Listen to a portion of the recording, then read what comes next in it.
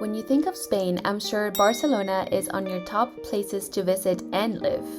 In this video, I will tell you where not to live in Barcelona and why, and also which I think it's the best neighborhood to live in.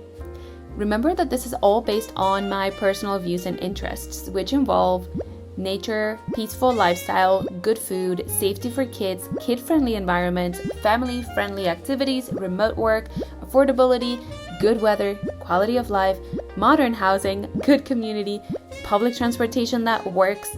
So that being said, I am not looking at job opportunities in Spain, fun party dating world, long commutes, or super cheap housing that are likely to give you issues. So if you are on the same page with me, let's proceed. Avoid Ciutat Vella, which includes El Born, Gothic neighborhood, El Rival, and Barceloneta. Okay, this is the saddest part of all. All these amazing places that you want to visit and you think that this is where you want to be if you are in Barcelona are not good places to live at all, especially if you have kids/a family. And yes, it's because of the obvious. The over-tourism and increased immigration are causing a decline in Barcelona's quality of life. Everyone talks about this, but the people that live in Barcelona. So you may hate me for this if you live in Barcelona, but it's the truth. The city is so diverse that it could be overwhelming to be walking in the middle of the street because there are so many different people. You can't tell who's a pickpocketer, who's a local, who's a tourist, who's homeless. It's all really confusing. There are waves of people walking in all directions, littering the city, dragging suitcases, dancing, eating, drinking, selling things, doing drugs, and behaving in all kinds of ways. This can be fun when you're young or on vacation or backpacking, meeting people, but I don't find it fitting for daily life with kids. And don't get me wrong, El Born is a really cool neighborhood, same with El Gothic Quarter. I think that I have a good time here and I eat amazing food around here when I come. But the place that even as a tourist, I find absolutely overwhelming and I almost feel like I don't want to visit ever again is Barceloneta. I find the crowd here very intense, dense, loud, wild, along with ridiculous traffic congestion. So this is a typical Sunday in Barcelona. Everyone at the beach with sweaters, with swimsuits, trying to get a tan, although it's cloudy. There are people playing music, a band playing music, and beer, chiringuitos, and skateboarding, sports, some kids, but it's a really relaxed vibe, bohemian vibe. I don't know if you have a recommendation for when to come, but the times I've come, I've been so disappointed and dying to get out of here. Now, if you have some experience with Barcelona or know people from Barcelona, you may think that L'Eixample is the ideal place to live, but believe it or not, locals don't recommend it. It's a vibrant neighborhood with all the commerce that you will ever need. The neighborhood seems very desirable if you look at it from the outside, but it's less ideal than what you think, especially for families. The buildings are old with capital O, meaning that although some apartments may have been renovated, many buildings in this area have hidden problems that won't be easily fixed. So we are talking about bad smells, pipe problems, no noise insulation, mold, terrible distributions, lack of ramps for wheelchairs or strollers, etc. Moreover, it can get really noisy at night, and the traffic, it's not fun in this area either. There's not a lot of green or places for kids to hang out, and there are too many tourist attractions in this area, like the Gaudi's Pieces, Sagrada Familia, and which, by the way, I would not live near Sagrada Familia, not even for free.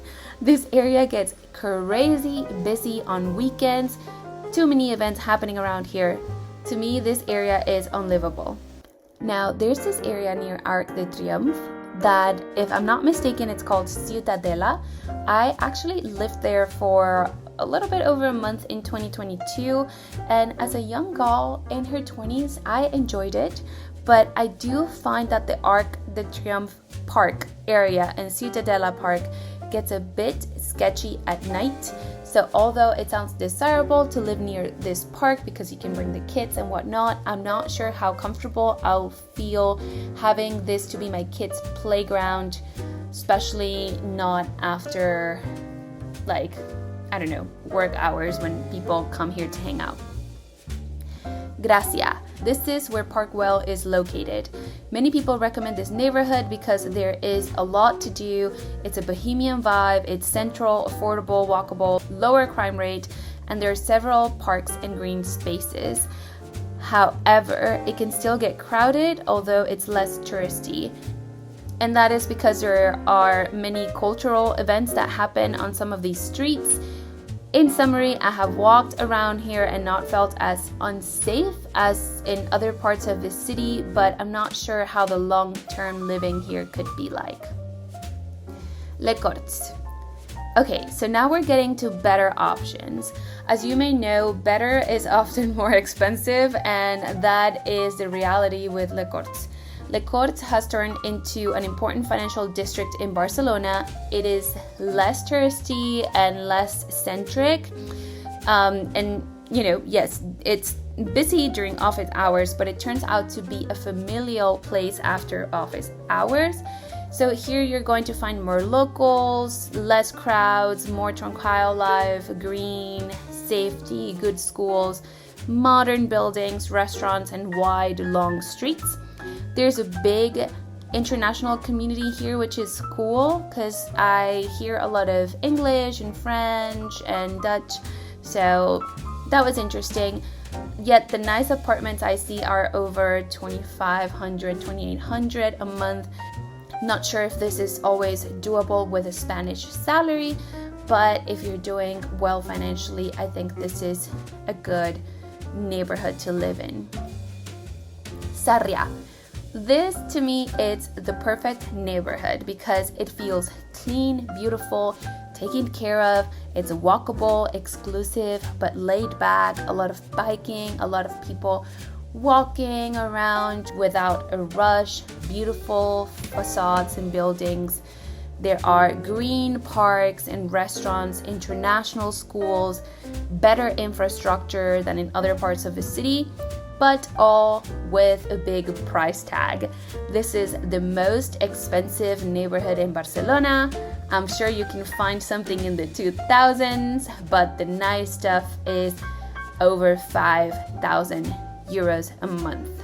So again, if you're doing well financially, this could be an amazing place to live in Barcelona.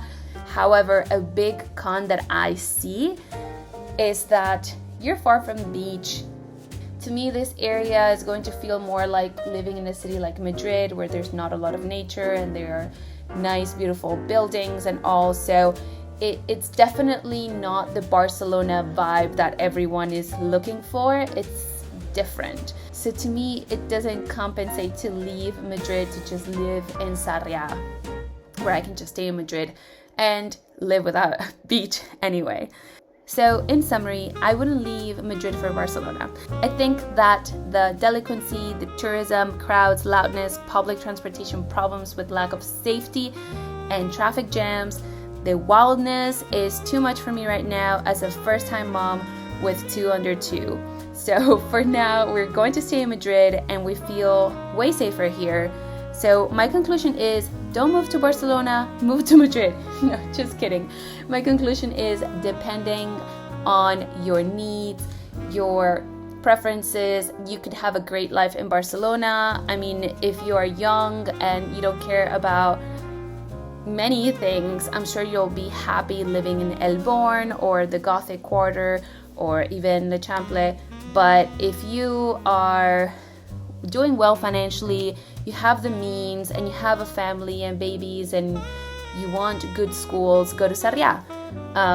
So I hope that you enjoyed this video and I will see you next time on another video.